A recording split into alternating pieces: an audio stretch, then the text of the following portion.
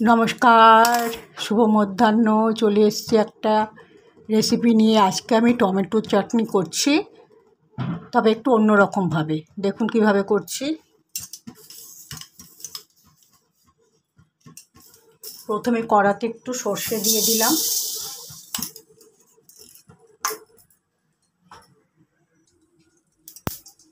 আমি চাটনি বানানোর সময় তেল ব্যবহার করি না, শুকনো খোলাতে সর্ষেটা জাস্ট একটু শুকনো খোলায় ভেজে নিলাম। তারপরে আমি টমেটোগুলো দিয়ে দেব। দিয়ে দিচ্ছি সামান্য একটু নুন, হলুদটা একটু পরে দিচ্ছি।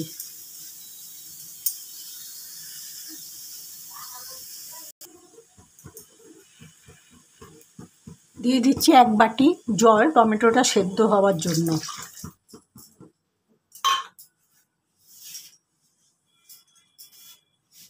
এবার ঢাকা দিয়ে দিলাম। টমেটোটা প্রায় সেদ্ধ হয়ে এসেছে। এবার আমি হলুদ দিয়ে দিচ্ছি।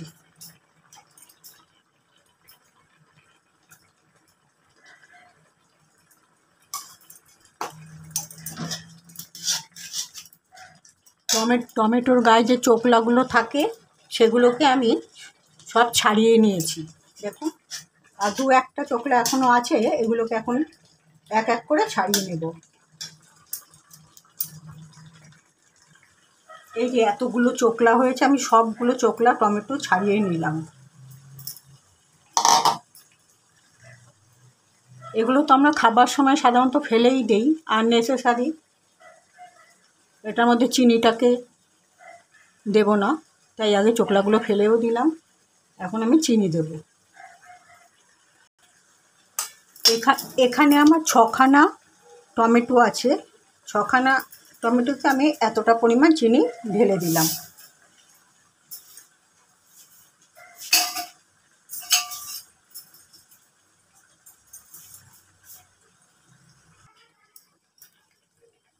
আমি চাটনি করবার সময় সাধারণত শুকনো খোলায় মেথি, মৌরি, জিরা এই 3টে মশলা শুকনো খোলায় ভেজে নিই। কিন্তু আজকে আমি টমেটোর চাটনিটাতে ওটা শুকনো খোলায় ভাজা মশলাটা দেব না। তার পরিবর্তে দেব আমি আজকে আদা। আপনারাও একবার আদা দিয়ে করে খেয়ে দেখবেন। টমেটোর একটা কেমন স্মেলটা খুব একটা ভালো যায় না।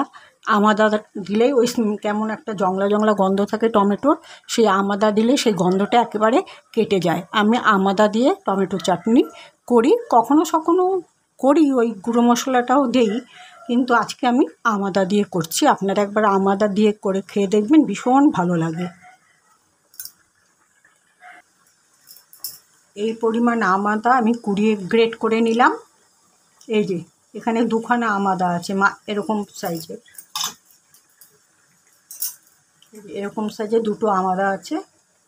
এরকম সাইজের 2টো আদা গ্রেট করে এবার আমি এটা মিশিয়ে দিলাম।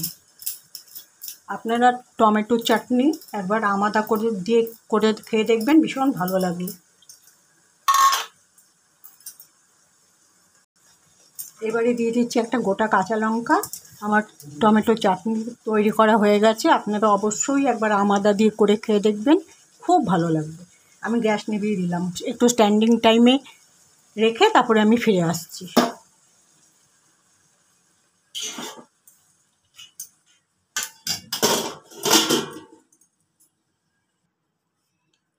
রান্নাটাকে স্ট্যান্ডিং টাইমে রেখে তারপরে আমি বাটির মধ্যে ঢেলে নিয়েছি। দেখুন ঠিক এরকম হয়েছে। আপনারাও একবার টমেটোর চাটনি আদা দিয়ে করে খেয়ে দেখবেন। আমি আজকে গুঁড়ো মশলাটা দিলাম না, যেটা আমি শুকনো খোলায় ভেজে দেই। আজকে শুধুই আদা দিয়েছি আর সর্ষে ফোড়নে দিয়েছি। যাই হোক, আমি আমার ভিডিওটা যেখানেই শেষ করলাম। দেখা হবে পরবর্তী একটা ব্লগে বা ভিডিওতে। সবাই ভালো থাকবেন। নমস্কার।